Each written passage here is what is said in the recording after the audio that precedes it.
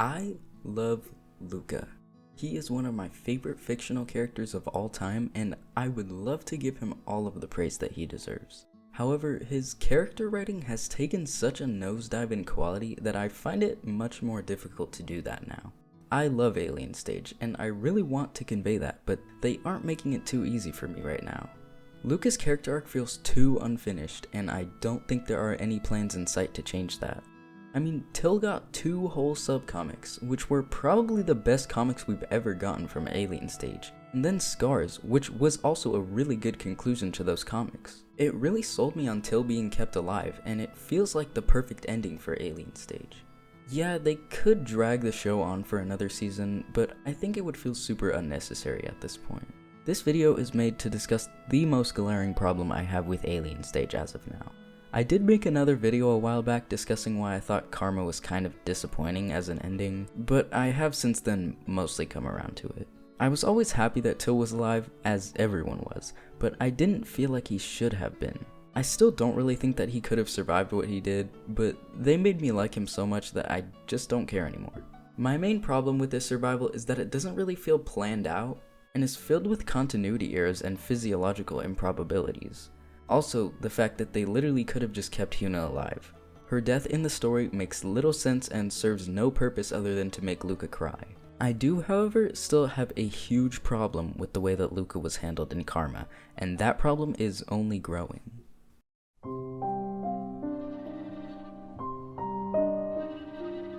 The thing that's so strange about Luka's extremely lackluster ending is that almost every other character has gotten a near perfect conclusion to their arcs. Emphasis on the almost. Sua and Michi both got some much needed character development with the true face, and Michi also got an entire comic dedicated to her relationship with her 세계인 Shine. Their sub-songs Heart, Witch, Bonbon Jellyfish Planet, and Mirror are all really good. Till, to me at least, is pretty easily the most lovable character in the whole show. He's the only one that gets an overall happy ending, and it fits him really well despite how stupidly his survival was handled. Yes, I am still salty about that. Anyways, I already talked about how good the Scars and Remember Everything comics are, and I already talked about how good the Scars sub-song is, and I think that's everything. He does have another sub-song, but that one's kind of forgettable. I love Till, but he's the character I have the least to say about. Ivan is the single most well-written character in this whole show. He envied Michi's relationship with Sua and wanted nothing more than to have the same connection with Till. His sub-songs, Nowhere and Paradise, are probably 2 of the best ones in the whole series. I mean, I like most of the sub-songs other than all of Hyuna's and this piece of trash, but the message behind these 2 just hits different. Nowhere is about Ivan believing there's nowhere he belongs, and that there is no one who cares about him. Paradise is Ivan voicing what he believes to be his relationship with Till. Till is Ivan's paradise, and Ivan is Till's parasite, hence the name. He's also a massive hypocrite, shaming Sua for planning her sacrifice in round 1, saying that it would only bring trauma to Michi, which he was right about, but then he just went and did the exact same thing he berated her for to Till. Ivan is literally the main contributor to Till's trauma, just in the exact opposite way he thought. He's such an interesting character, only second to Luka on my list.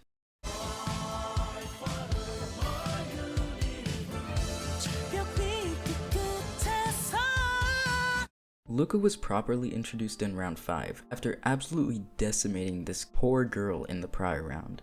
We don't actually get to see that happen, most likely since it would have ruined his absolutely majestic entrance. It's probably a good thing, since a 4th round would have been pretty uninteresting anyways. In round 5, Luka is put against Michi, and let's be honest, we all knew she was losing this round as soon as that whistle came out of his mouth. The amount of sheer aura and visual appeal this man radiates is just unmatched. He manipulates Michi into seeing twisted visions of Sua, which causes her to have a panic attack on stage, and he basically clears the round without even trying. He does the same thing to Till in round 7, only this time he impersonates the much taller than him Ivan to manipulate Till. Luka's actually evil here. You can see him trying to contain his laughter and excitement out of tormenting this poor man. Obviously Till loses. Did we really have any doubt about that? This competition is rigged for Luka. He could literally fart into the mic and win with a 30-point advantage. The thing is, Luka really didn't need to do any of this extra stuff.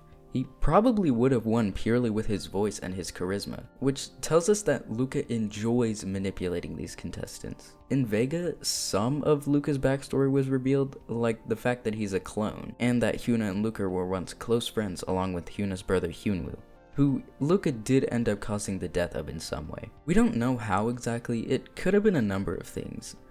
I assumed it was because of Hyunwoo's pent-up jealousy of Luka's close relationship with Hyuna, like in this comic strip where Hyunwoo was trying to tell Hyuna about a bug he found, but she's too busy talking to Luka about why he's so infatuated with her. It also could have been that bug from that 2-second long clip from Vega. Maybe Hyunwoo has a major phobia of beetles, which caused him to punch the beetle that was on Luka's hair, causing Luka to get upset and punch him into the rock or something. I don't know, and it doesn't seem like we're ever going to get a definitive answer to this question. This show just loves to be discreet about Luka's backstory, which is another big problem I have with his character. Yeah, I get that he had a toxic obsession with Hyuna, but that's all I get. There are so many aspects to Luka besides that infatuation with Hyuna. His relationship with Haeparu, how he feels about being the ruler of the stage, how the hell he survived getting burned alive, what actually happened between Luka and Hyunwoo, how he's been doing post-karma and the treatments he went through during that 7-year gap, his thoughts on Hyunwoo's death, how exactly he went about manipulating his victims, his actual thoughts on the aliens, his thoughts about his actions on the stage after Hyuna's death. The list just goes on and on. I definitely don't need all of these questions answered, but are they seriously not going to even tell us what he thinks about the aliens? It's crazy how this character is living off of a life support from Hyuna at this point. Luka was a tiny, microscopic part of her character compared to how vital she was to him. I get that's kind of the point, but he deserves to be more than what another character means to him. I would say give us a Luka comic, but at this rate we're going to need at least 2 comics. And more interesting sub-songs, or screw it, just give Luka a whole spin-off series. Give me my Michi level crash out song. You want a season 2, there it is. There's not much to explore that needs closure other than Luka. We don't need to actually see Till finding Michi. That would ruin the ending of Remember Everything. We could maybe see more of Till's relationship with the rebellion and all the kids he rescued, or more justification as to why Hyuna died for revenge on Luka. But other than that, I don't see anything that permits a second season. Actually, maybe they could do a prequel series called Enact or something, which takes place during the 6 main characters' time in the Enact Garden. That would solve the Hyunwoo mystery, as well as give some more insight onto the characters' early lives. On the topic of canon Luka content we've gotten, there has been 2 sub-songs about Hyuna, a few panels from one of Till's comics vaguely discussing how Haeparu and the aliens are repairing Luka's body after the fire, and the art of the album cover for Sacred Light, which I'm gonna be honest, gives us more new information on Luka than both of his sub-songs combined. After I wrote this part, Luka's birthday comic came out, and it basically reveals that Haeparu still sucks, and also that Luka's classmates thought he was stupid and weren't interested in him other than his pretty face. We see that Haeparu's actually an idiot and is wondering why Luka isn't getting taller, while failing to recognize that Luka is a living human that needs actual nourishment to grow. Pretty solid for a birthday comic, but it isn't enough to justify the radio silence on his character after Karma. Let's start with Luka's first song, Addicted. When this was announced, I was maybe hoping it would delve into Luka's feelings about the stage, and how the aliens are addicted to his presence, or how he's addicted to the thrill of the competition.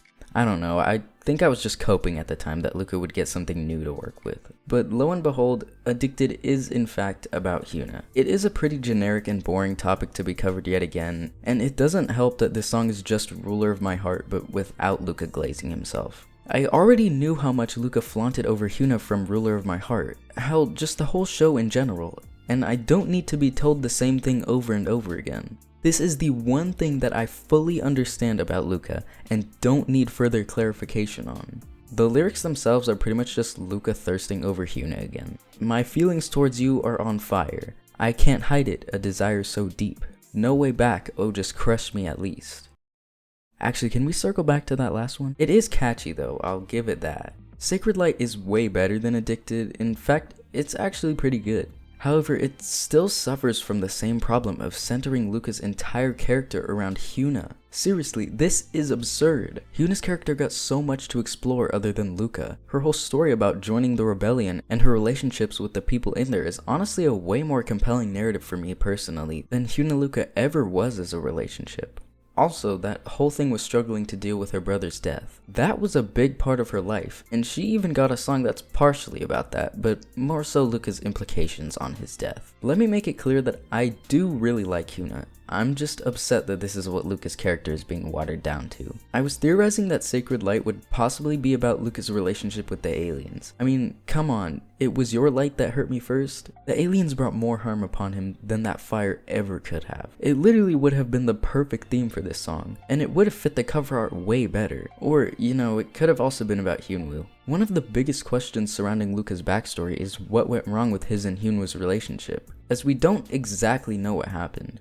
I assume that it was an accident. I don't think even Luka is capable of explicit murder, especially at such a young age. He's done a lot of messed up things, but so has everyone else in the Alien stage. It's just harder to look past that for Luka because his actions hurt the ones we know and care about. No one dislikes Till for doing what he did to Acorn because nobody cares about Acorn. They could have also finally released that comic that us Luka fans have been so desperately asking for alongside this song, like what they did with Scars, but nope.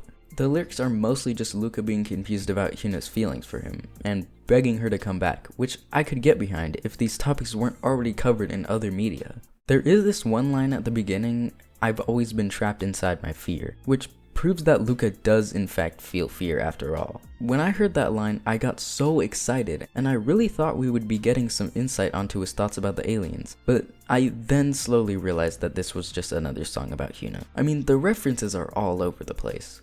Beg you take my hand, only this fall will cradle me, we made love, we whispered peace. This song is a Hyuna shrine. I like this style of Luka yearning much more than Addicted, but I would still rather not have another yearning song. I don't mind this song's existence, it's mainly just a case of unfortunate circumstances. Subsongs are supposed to give us new insight into a character's mind, not restate things that we already know.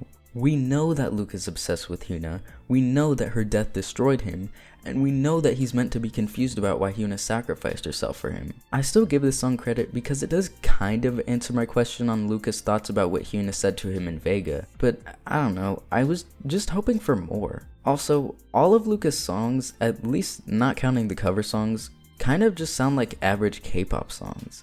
I guess this makes sense for his character, but every other character gets at least one song that's a completely different style from what they usually sing in. There's a reason Witch and Paradise are some of the most universally beloved songs within the fandom. With Luka's songs, however, I never feel that contrast. He sounds so similar in every single one of them. Ruler of My Heart is in my top 5 Alien stage songs, and I don't care if it's a basic choice because that was one of the best character introductions I've ever seen. Blink Gone was also a really good one, but he still sings very similar to how he did in round 5. This one doesn't really bother me though, since he still was fairly unknown to us at this point. In Vega, he does have a slightly softer tone, and I did like that, but I feel like Vega is more of a Hyuna song than a Luka song. The duet isn't as equal as most of the other ones. In both of his sub-songs though, he has that exact same tone of voice that he uses in both round 5 and final. If Vega really was the most drastic they could change how he sings, then I'm kinda disappointed.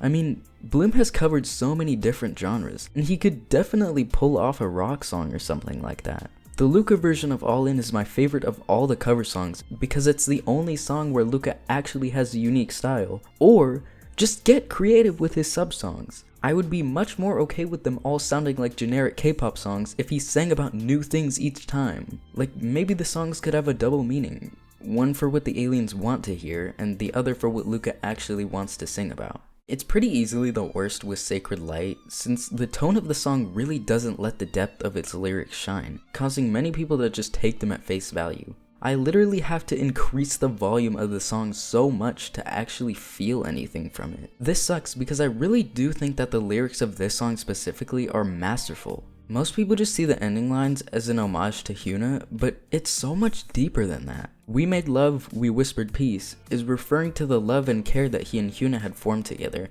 and how Luka internalized that for so long. Also, to be honest, this song does kind of mention how Luka feels about the aliens, when he says, "Under sacred light, we're lifeless stars." This could mean that the aliens and their system are the sacred light, not Hyuna. She and Luka are the lifeless stars.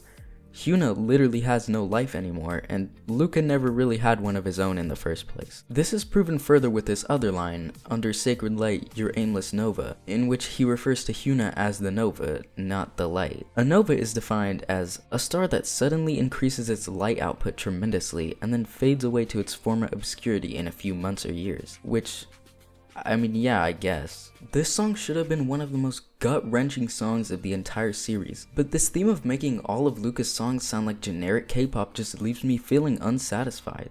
I wanted this song to make people genuinely sympathize with and feel bad for Luka, but it really didn't sway anyone who hadn't already felt that way. I understand the K-pop tone fits Luka's character, but when that actively makes him less interesting, then maybe it needs to be changed up a bit. Tangent aside, we are truly being starved from the closure that we need. Seriously, I don't know what changed so drastically in Luka's character to make him all about his toxic relationship with Hyuna.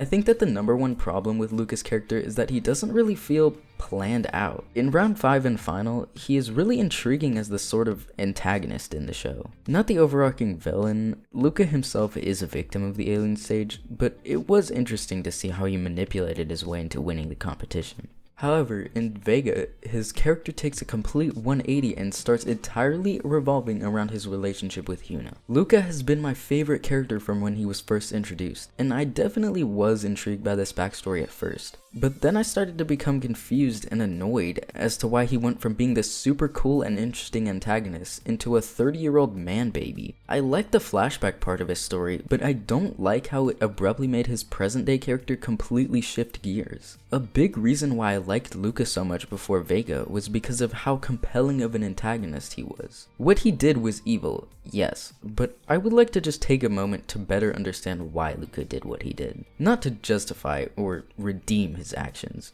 but just to maybe bring the point of view that what Luka did wasn't all that terrible, at least not to the level that everyone makes it out to be. First off, Luka doesn't know who the hell these people are, so why would he care about hurting them in a competition where your life is on the line? Obviously, any sane person would be mortified if they did that to anyone, but Luka is anything but sane. He's an extremely crude and twisted human being. Luka is also the only competitor who understands that Alien Stage is not just a singing competition, but a show. Sure, the aliens want to hear him sing, but it doesn't hurt to stir up a bit of drama while you're at it. It's the same reason he wears the most revealing clothing out of any contestant, because the aliens like his sexual appeal. Looks make money, and all Luka's guardian Heparu wants is that sweet bag.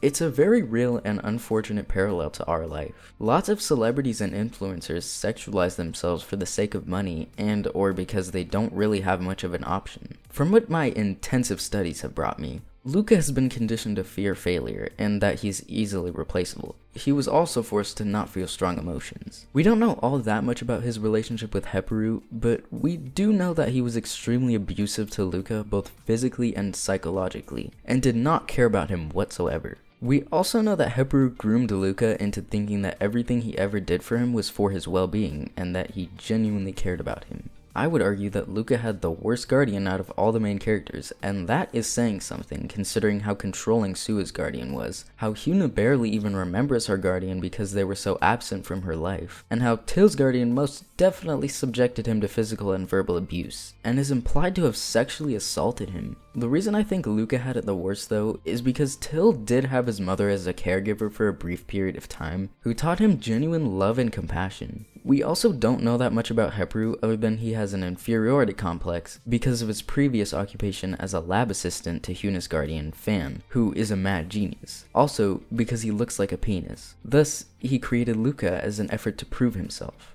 We also know that he may have had a crush on Fan, who is also speculated to be a male. On the topic of his abuse towards Luka, well, he would actually medically or physically, I'm not completely sure how, stop his heart. to make sure he could control it during the competition, which subjected Luka to many major health problems, including asthma and congenital heart disease. He would also perform experiments on Luka. We don't know exactly what those experiments were, but considering Luka is this skinny and brittle and twisted in the head, I would say they weren't fun experiments. This may have been Hepuru's attempt to give Luka these so-called superior genes and mold him into the perfect alien stage competitor, including turning him into a siren and giving him the face of an actual god. But this may have also directly or indirectly caused him to become completely emotionless and unremorseful. He did also starve Luka as a young boy, which is a big reason as to why he's so stunted. Hepuru was also speculated by some to have sexually assaulted Luka, but there is nothing that explicitly confirms that. There is a good amount of evidence though. There's a Reddit post that goes very in-depth about the discussion, so I'll link it in the description if you want to read it. Some of the things I'm listing are just the way I interpreted things, which is why I really want his relationship with Hepuru to be more fleshed out, like what they did with Michi and her guardian. The comic panel in Remember Everything has a billboard in the back, which has Hepuru talking to a guy named Wang Spish. What is that name? Which has Hepuru talking to a guy named Wang Spishin, who's probably a news reporter or something adjacent to that, and explaining how Luka's being repaired after the fire. This does confirm that Luka did survive the event, which I was wrong about. In my defense though, he was engulfed in flames, so it can't be too far-fetched of a conclusion. The full dialogue isn't shown on either panel, probably because this is Till's comic and not Luka's, and they didn't want him to be the main focus of that scene. But we can still partially make sense of what was said. I think he's saying that he used actual human tissue when preparing Luka's physique, and that it shouldn't prevent his ability to recover or perform. It's rather hard to piece together this conversation due to a lack of context, but outside of telling us that Luka's alive, which is indeed where that is confirmed, it doesn't really reveal all that much. It does show that the aliens don't care about Luka's recovery process and just want him back on his feet so they can watch him perform. But other than that, nothing. I wish they put the full interview into writing somewhere so that we could get something on Luka after the fire. I mean, I know someone said that Luka didn't live those 7 years with love in a Q&A, but I can't remember where I saw it. Also, that's so freaking vague, and it's making me upset. The cover art of Sacred Light is actually pretty interesting, more so than the song itself in my opinion. It shows a bit of what the aliens have been doing to Luka in order to repair his body from the damage caused by the fire. There's a bunch of staples in his face, skin tissue with varying levels of burn damage being repaired with skin grafts, stuff like that. The thing this cover art really does to me though is honestly just make me yearn for a Luka comic. I know I've brought it up a lot, but I wouldn't be doing that if it didn't bother me so much. I truly believe that this is the biggest missed opportunity in the entirety of Alien Stage.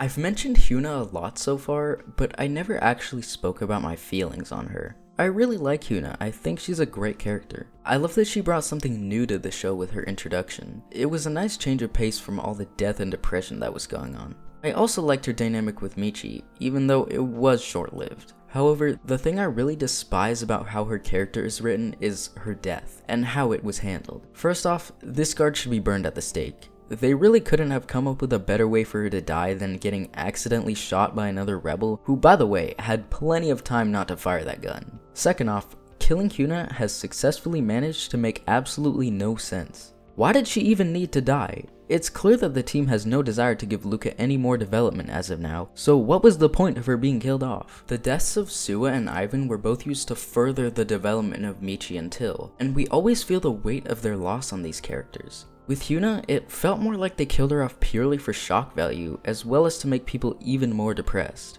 Maybe it was to justify them bringing Till back from the dead, but I don't feel like Hyuna needed to die for that to happen. The only real piece of content we ever got on Hyuna Luka after Hyuna's death was the Horizon Walk comic, which is the single weirdest comic we've ever gotten in all of Alien Stage. You're telling me that Hyuna let herself die as revenge, because they do not portray it like this at all in the Vega MV. Before I started making this video, I considered Vega to be my favorite of all the Alien Stage episodes, but it honestly might be one of my least favorites now. Sure, I love the song, and I like what we got of Luka and Hyuna's backstory, but I have problems with pretty much everything else in that episode. The AU scenes have absolutely no place in the story of Alien Stage, since it has been established so far that those are completely removed from this story. So why are they here then?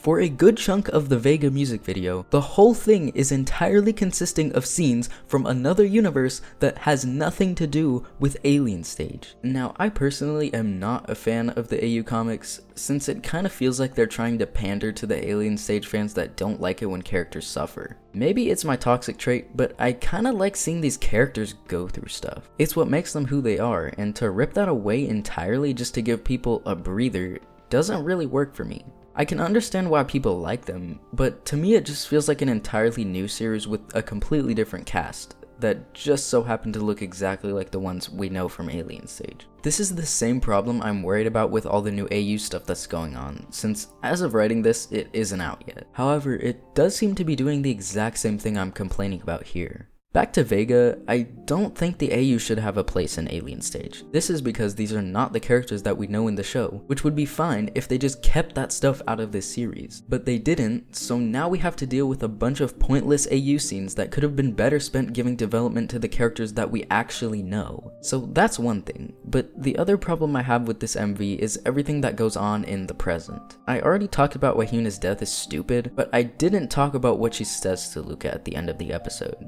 She tells Luka to forgive himself and embrace his shame. I'm sorry, forgive himself for what? Luka never felt bad for any of the things he did in this show because he was never given a chance to develop a strong moral compass. He doesn't care about hurting people, he just wants to win. There's only one scene in the whole series besides this one where Luka is shown feeling somewhat remorseful for his actions, and it's right here. That's it, that's the whole scene. I am of the opinion that Luka and Hyuna's relationship was much more intriguing before Vega. In round 5 and final, Luka is this cold, morally gray character that actively enjoys the psychological torture he inflicts on his opponents. He's also actually smart and calculating. Then, in Vega, it feels like they sort of butcher everything about his character for the sake of infantilizing him and turning him into a glorified man-baby that we're supposed to feel bad for. Luka is fine being cute and babyish when he's a baby, but it just doesn't work for me when he has been portrayed so differently as a grown adult. He's basically Gaara from Naruto, but if Gaara stayed how he was as a baby. I understand why they did it, but that reason makes me like the decision even less. I think it makes sense that Luka has feelings for Hyuna.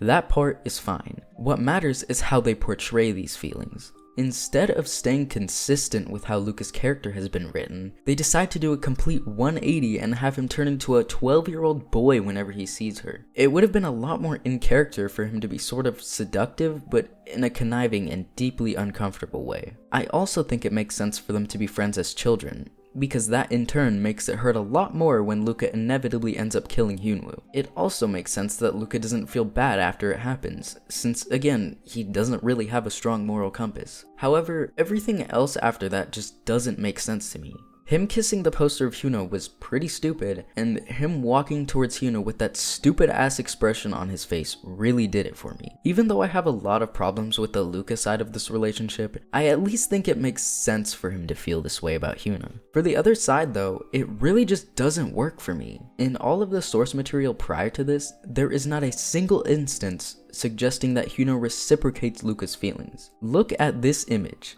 Does this signify love to you? Then in Vega, it turns out that Hyuna has actually loved Luka this entire time and just couldn't accept it because he killed her brother. Even in the rest of the same episode, it feels like she sees him as a brother more than anything. I know that one of the big themes of Alien Stage is how complicated love is, and maybe these kids don't really know the difference between familial love and romantic love. But if that is the case, then they really need to do a better job of showing that. Wait a minute. Was this romance created to pander to the straights?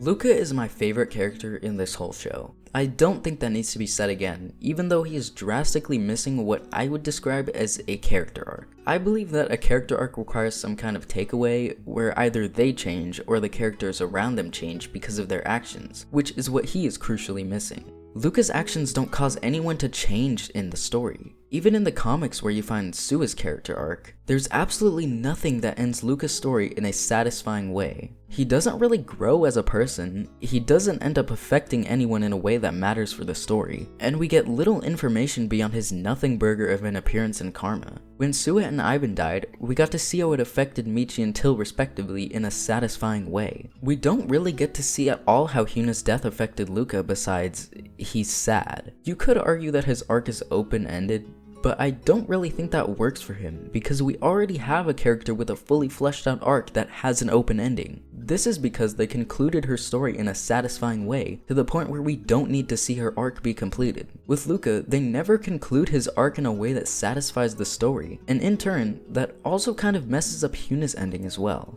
I'm not expecting him to join the rebellion or anything like that, but I at least expect some takeaway or character shift by the end. I also know now that the main storyline is intended to be continued after all these AU projects are released, which does worry me a bit since I really don't know how you continue a series with such a perfect ending otherwise. Unless...